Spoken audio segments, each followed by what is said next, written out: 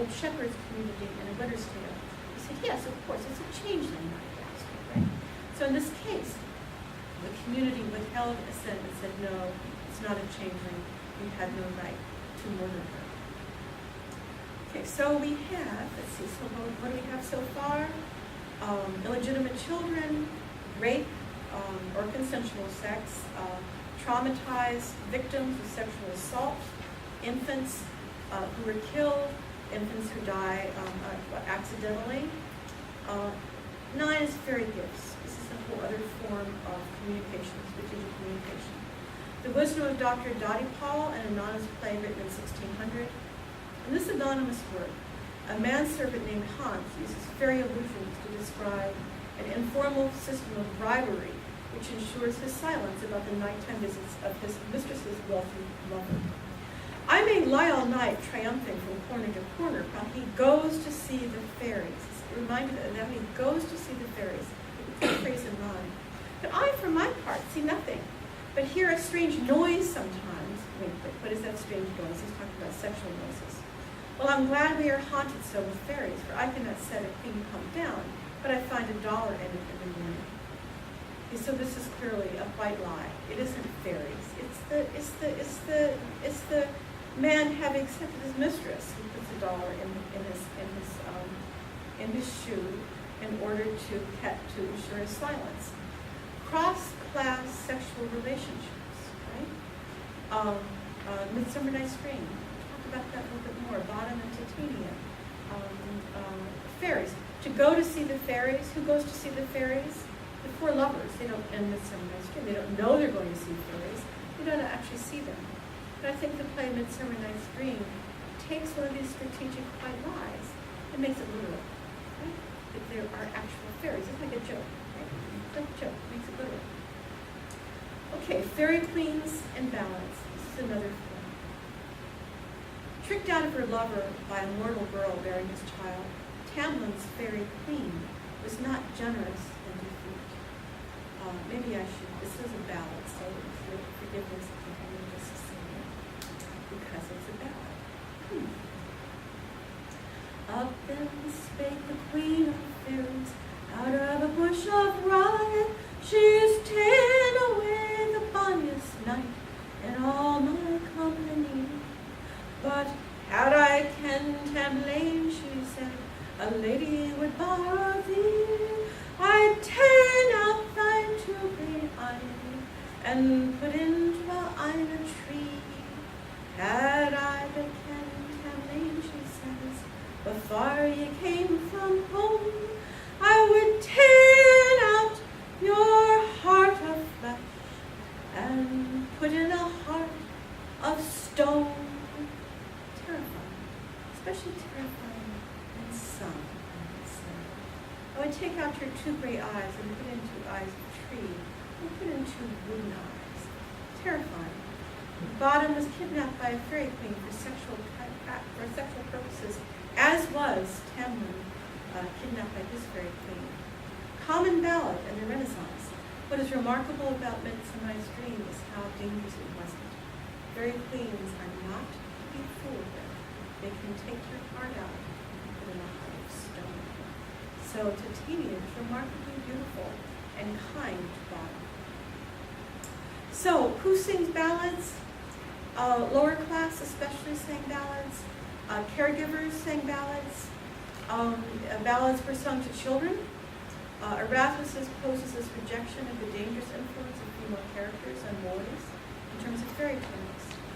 A boy may learn a pretty story from ancient poets or a memorable tale from history, just as readily as the stupid and vulgar ballad or the old wise fairy rubbish, such as most children are steeped in nowadays by nurses and servant women. This is really important. Fairy tales were part of a bond shared between women caretakers and children, cross-class bonding. What happens when a weak boy then grows up and looks back at this now old woman who he owed everything to, who was his companion, who was his friend, who was his caregiver, who had control of him? What happens is, in this culture, is unpredictable. Did he feel embarrassment? Did he feel shame? Did he feel contempt for her? Or did he feel longing for for her as she was when she was young. The big white lie of the early modern period is that caregivers, lower class caregivers, were crucial, and the stories they told were crucial to that culture. And I think that's part of the white lie in the 17th too. So, as an upper class elite man looks back at the old women, remembers what they were when they were young. We talk about old wives' tales as if they were old wives. Who told these tales? Nurses were inevitably young women. They were nursing. So it's remembering that to a child, this woman who is now old is once filled with magical power. And this bond became shameful to an adult, to some adult males, another not said of the culture. So hybrids.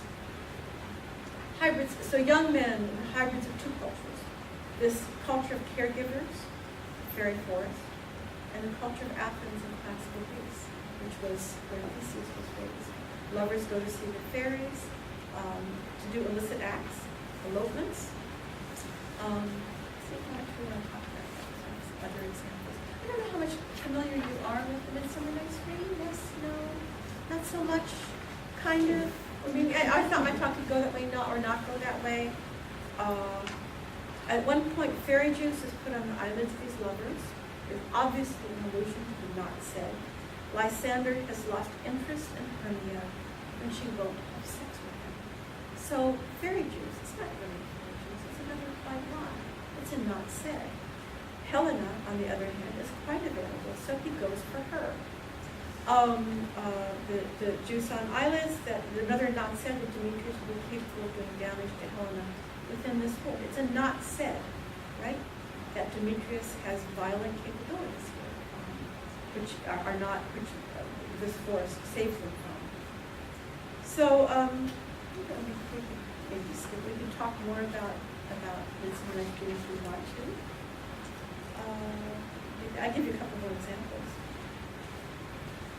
From John Aubrey, early 17th century. There was a laboring man that rose up every day to go to work. This one I'm going to ask you to interpret. And for many days together, found 9 pence in the way that he went. His wife, wondering how he came by so much money, was afraid he got it not honestly. At last he told her it was from the fairies, and afterwards he never found any more. What could it be? Wife was curious. She was suspicious. So it was illicit. Here's another example. Oh, going back to Aubrey. So he thought that they believed in fairies. But no, he just was an outsider. He didn't get the code. In the 12th century, Giraldus Cambrensis in Tenerife, Wales, wine was stolen by fairies from a lord's cellar, as explained by a boy that left drunk there. The next morning, they found a boy drunk in the cellar. He says, "The fairies gave me wine. You see? A diamond ring mysteriously is bestowed by fairies on a wife at a christening. I don't know where I got it. It's a diamond ring.